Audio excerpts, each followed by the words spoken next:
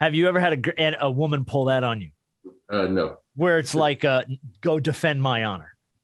Like this one said something about me. Are you going to just let that happen? Because I am like, I'll tell you, God's honest. I've never been in a fist fight in my whole life. Well, hold on, Rob. Let's make it even more current. Big Shot, how does your wife like you to defend her based off maybe what somebody, if a guy looks at her or somebody says, how would she prefer you to defend her? Is that something that you know, or is it a situational thing? I think it's a situational thing first. And I think we've had situations where I just had to say, hey, man, that's my wife. Watch your mouth. Hey, man, that's my wife.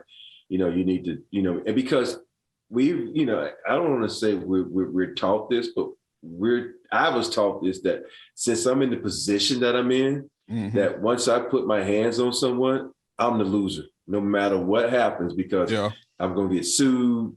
I'm going to go to jail because they might try to make an example out of me. And so I've always keep those things in the back of my mind. I says, there's three things that I love: my family, my life, and my money. And so, and I want to make sure all those stay. I love my friends too, but friends fall behind money. Dude, as evidenced by the fact that this podcast almost got canceled last week. It's just things like that, man, that you have to put in play, man. But because there's so many times when people challenge you, man. They challenge your manhood, and they say things to you, and man, you want to put your hands on them so bad, but you can't, man. Yeah, it's hard. Yeah, I always see it when I was in college. I would always see it at a club. It was always some guy deciding, some guy looked at his girl crooked, and now he's gonna go, I gotta defend her honor. And he gets in his face, and it turns into a big brawling fight, spills out in the parking lot. Everyone gets kicked out. This is what I laugh at, how guys and girls, whoever it is, when this happens, sometimes they get mad at their partner, and the partner's just sitting there, innocent bystander. I'm like, what? Why you get mad at me? I'm like, I didn't do anything.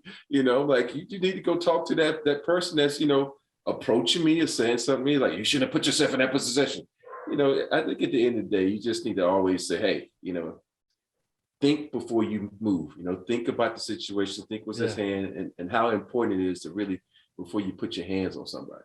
Yeah, you gotta live. Dude.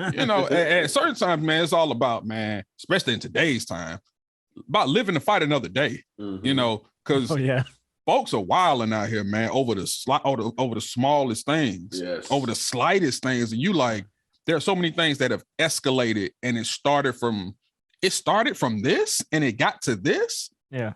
And folks losing their lives, folks getting hurt. So you got to be mindful of that. Like I said, fellas, watch the woman that you choose, because if that woman want to consistently put a battery in your back and have you out here fighting everybody like you an Avenger,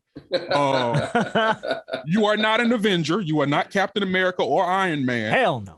Cool out and use a sound mind and use some logic. So that's just my sound advice. I think when we first started the podcast with Shaquille, he made some sort of a comment to Shannon, my wife, who works in the building with us.